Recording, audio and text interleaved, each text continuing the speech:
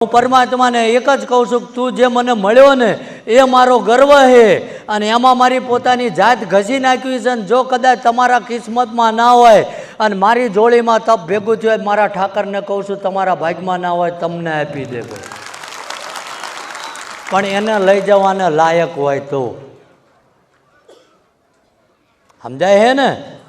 કારણ કે સાધુ આપણે ગુરુ મહારાજ પાસે જતા હોય ને, જોજો બધાના ગુરુ હોય, કોઈક મંદિરે બંધાયેલા હોય, પણ આપણને એ એટલો જ ઉપદેશ આપે કે ભાઈ ધીરજ રાખો, ભગવાન બધું સારું કરશે.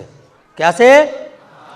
અને કાં તો છેલ્લે કોઈ માતાજીનો કે ઈષ્ટદેવનો મંત્ર આપે કે રોજ તું આટલું કરજે, તારી વેળા વળશે. ક્યાં ને? ચમ એ આપણો ગુરુ ખોટો હે?